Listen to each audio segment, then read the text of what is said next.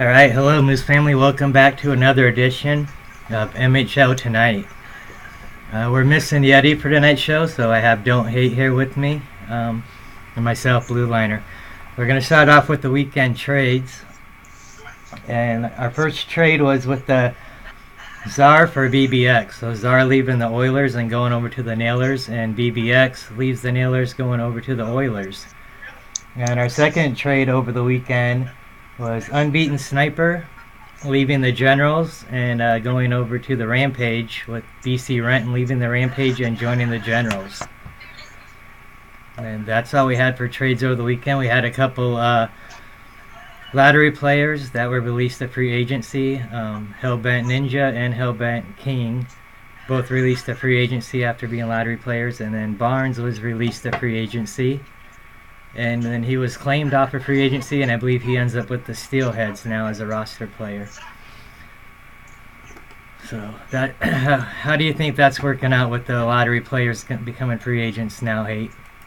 I like it.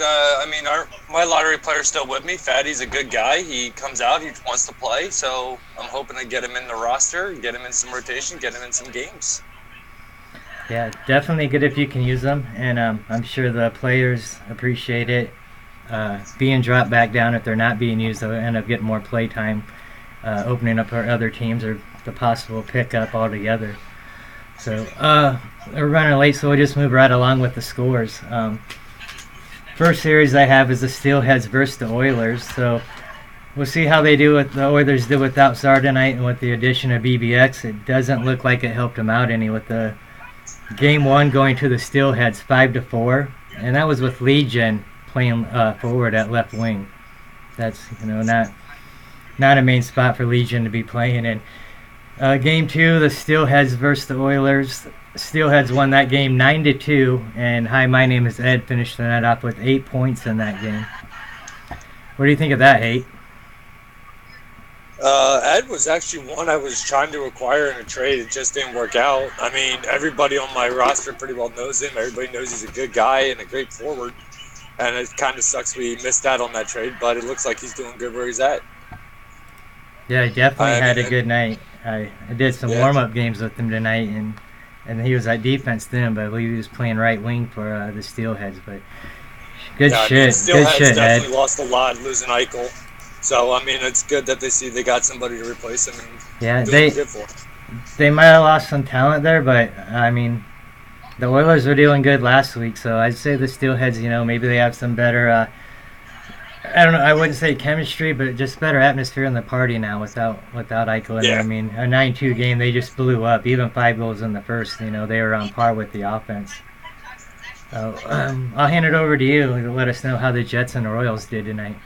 Well, everybody can pretty well tell the Jets came out firing and they didn't stop. I mean, they didn't have Luckton in the lineup tonight. They had Webb playing defense, and Picks and Teaspoon just tore us apart. We were taking a lot of bad penalties, and they made us pay for it. We lost the first game 5-0 and lost the second game 4-1. So what is that now, 12 in a row for them? Something like that? 10, 12? They're definitely on a roll, and there again, you got Luckton to Weber to Picks, or Luckton to Picks to Weber. I mean, the three of them just working well together, continue left week 2, just nailing it, and now they're coming into week 1 right on top where they left off. So gave the Royals a run. You guys really needed to pull something out tonight. I mean, you're one of the bottom teams trying to head into that 4th spot. 1 point out right now. 1 point. It's going to be the death of us. I can see this already. Yeah, a lot of time left. Other series would have been the Mallards versus the Nailers tonight. Struggling Mallards. A lot of guys rotated all weekend long trying to get games in to fix what was going on in week 2, and came out in game 1 and they got a good lead going on the Nailers, and Nailers tied the game up, got us into overtime, and so game 1 went 3-2 to the Nailers in overtime. Game 2, the Mallards got it fired up and they're ready to kick it off the rest of the week, getting a 5-1 win over the Nailers in game 2. Got any comments on that, Hate?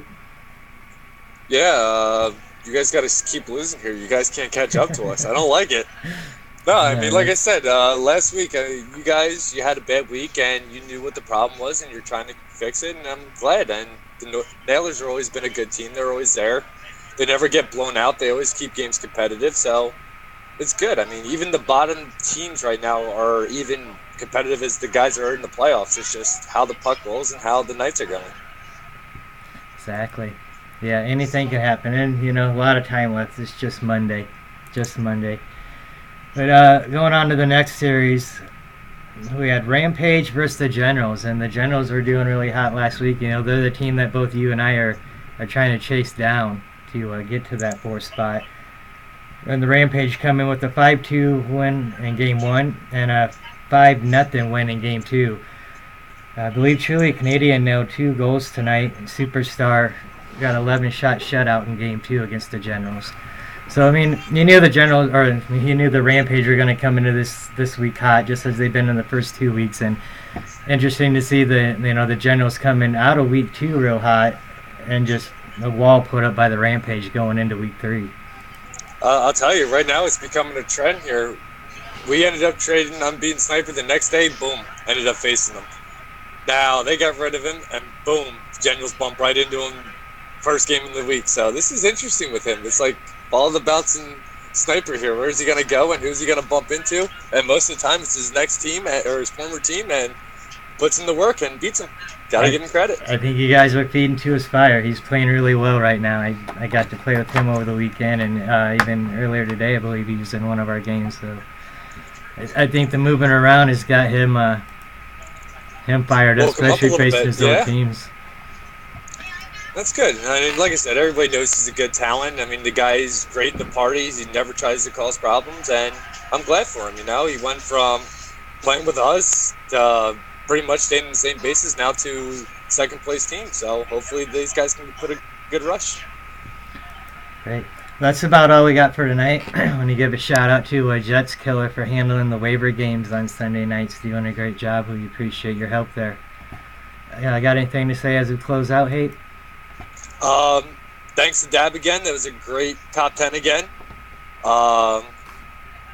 Pretty much besides that, I mean, Dab's been doing great on it. Keep sending those clips, guys. Definitely, that is my bad. I rushed after the series and didn't get that loaded, but we will be back on the air tomorrow night. It's probably going to be more like 10:45ish for shows by the time we get out of our series and get the scores gathered up. But tomorrow night we'll run that top 10 highlight for week 2 that 0-2 the Dab made for the league. Excellent job, Dab. Thanks for the work. Keep it up. Thanks for watching. We'll see you all back here again tomorrow night. Good night, Moose family.